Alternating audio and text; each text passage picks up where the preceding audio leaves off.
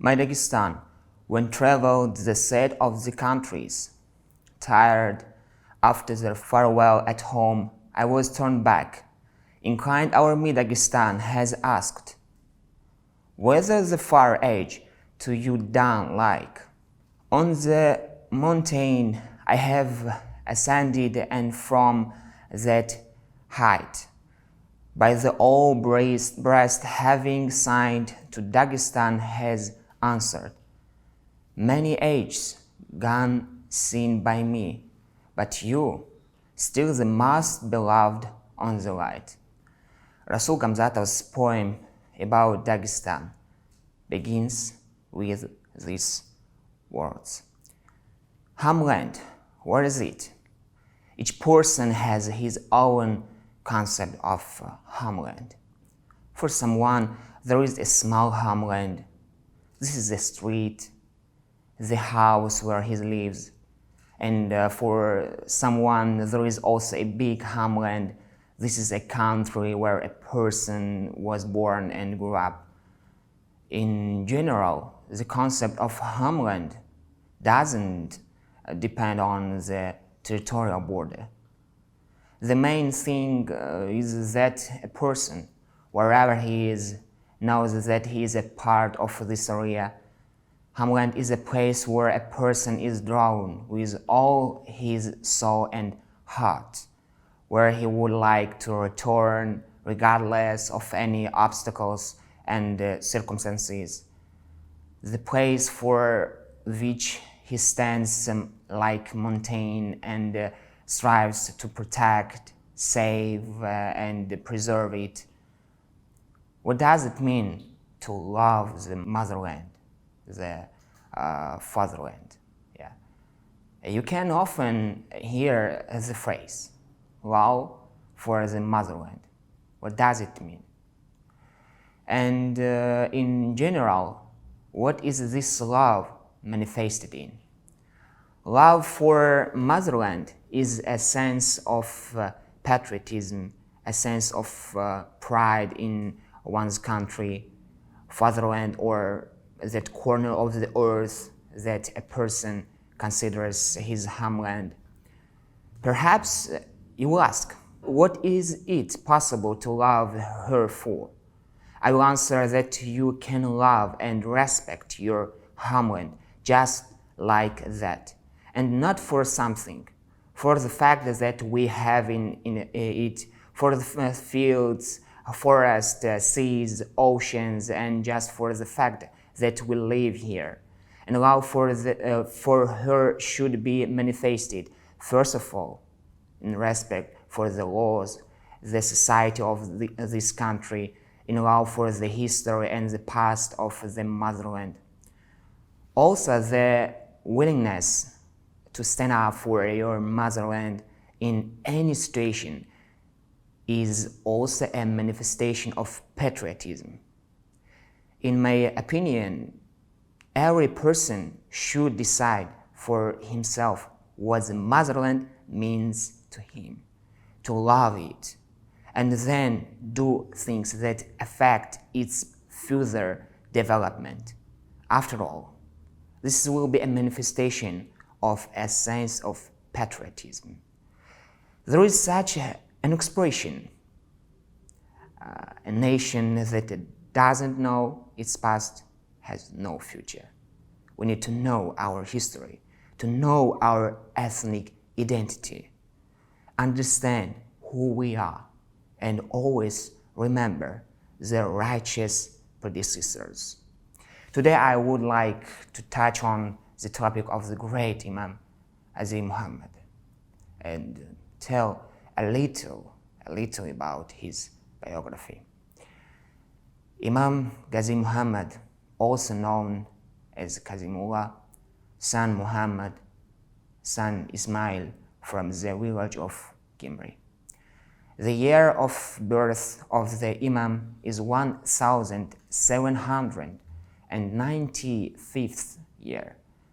The ancestors of Imam Ghazi Muhammad came from the village of Urada. The famous theologian Alim Ibrahim al-Uradi is this great-grandfather. Ibrahim al-Uradi won a dispute in Mecca during the Hajj, and after that was appointed Sharif of Mecca. As for Ghazi Muhammad's father, he was a famous master blacksmith. He made silverware, especially masterfully installed the butts to the guns. When Ghazi Muhammad was 10 years old, his father sent him to a friend in Karnai, where he learned Arabic. He completed his education with Said of Arakan, famous for his scholarship and wisdom and great knowledge. Said Arakansky was a scholar of great erudition, knew Arabic, Turkish, and Persian, and among his students were such famous people as future imams: Ghazi Muhammad, Gamzat Beg, Imam Shamil, the future Sheikh Muhammad of Yarag, also Said of Igali, Muhammad Tahir al-Karahi. As for Ghazi Muhammad, he was a very pious man, distinguished by his asceticism of life, a serious direction of mind, an extraordinary tendency for learning and for solitude. He was a man of amazing knowledge and endless love for science. Great Imam Ghazi Muhammad went from one alim to another and received an excellent education, but he concealed his education from people.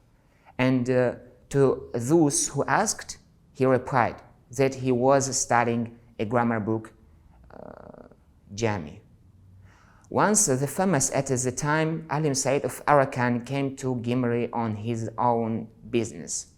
He asked the residents of Gyumri if they knew a guy named Ghazi Muhammad, and what level of knowledge he had. I mean, Ghazi Muhammad, yeah?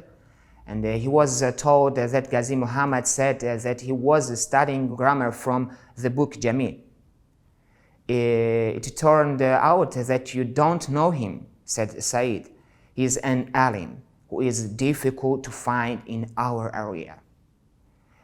He came to me to study but left after teaching me science. He is a different kind of person. You'll find out about him later. Also one day Muhammad Iraqi came with his murids to Imam Ghazi Muhammad in Gyumri. Yes. He knocked on the door.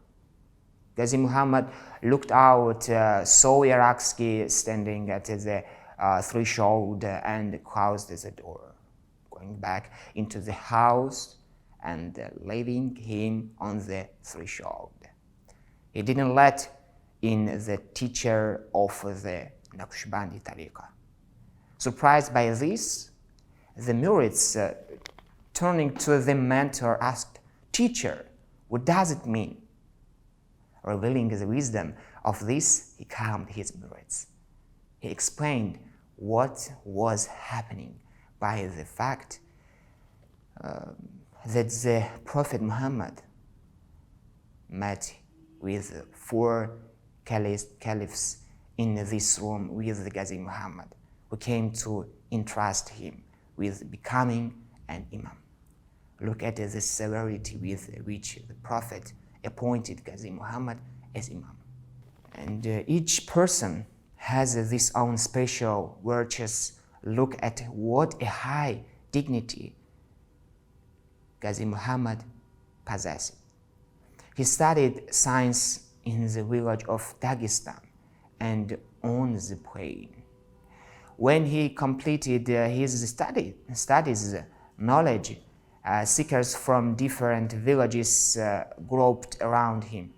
Among them was his beloved friend Shamil, who lived next door, and from a young age they knew each other and got used to each other like brothers. Ghazi Muhammad liked to read books on Sharia and knew them very well. According to the tafsir and sunnah of Muhammad alayhi salatu wasalam, there are books rewritten by his hand with the comments on the text in the margin of his books. He was considered one of the great alims, pious, modest people, brave, known for generosity. His generosity was expressed, for example, in the fact that he never took money from the treasury during his imamat. Yeah? And the question is, what prompted Imam Ghazi Muhammad to Ghazawat? At that time, we know that in different villages, communities were moving away from the religion of the Almighty. Customs that contracted the norms of Sharia were spreading. And he began to preach Islam, to return the value that the people had lost, and understood that only in this way can people be returned to the right path here. Okay. It was very difficult for Ghazi Muhammad at that time. The question was how to gather everyone in one teaching, so many peoples with their own mentality and worldview. Yes, and yet the adats, customs were familiar and understandable for the mountaineers and Sharia as a law for the righteous turned out to be too burdensome. Sermons alone, even the most ardent ones, were unable to bring the mountaineers back to the right path. And of course, we cannot forget the movement of the Russia Empire on the territory of Dagestan, led by Yamolov. This military commander was very tough in his decisions. And of course, Dagestanis are a very freedom-loving people. They didn't accept the policy with which the empire came. Armed clashes with the Yormos soldiers was broken out in different parts of the republic. And the end of the life of the great imam, after campaigns to spread Islam, they returned to his homeland in the village of Kimberley and began to strengthen it. Soon the Tsar's troops began to arrive there. The fortifications were not completed before their arrival. And that night Imam Shamil had a strange dream. And as if he is in some room, his rifle and pistol have become unusable from long shooting. The enemies climbed onto the roof of the house and, having punched holes in it, pointed rifles at him. Shamil pushed them away. After he manages to escape from there, as he saw in a dream, so it happened.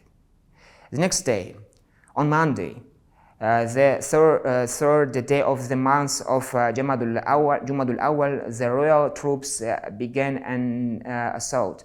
From morning till evening, there were fierce fights. In the evening, the Murid retreated. At night, Ghazi Muhammad, Shamil, and 13 other Murids took the fortification in the tower.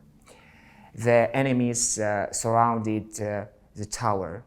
Some climbed to the roof and began to dismantle it. They shot at the Murids through holes pierced with bayonets. The gunpowder was stored in the tower. There was a danger that the whole tower would catch fire and explode.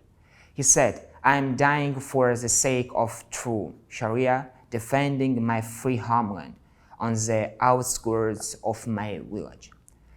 Whoever wants to die like me, let him die with me. And great Imam Ghazi Muhammad ordered to jump out of it.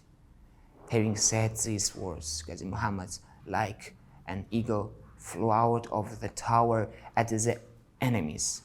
Shamil was a little further in the tower at that time. He asked if the Imam had fallen. He fell, the Emirates replied. Then Shamil said, the day has come when he will not wear mourning for Ghazi Muhammad. And on this day, the Imam of Dagestan left this world.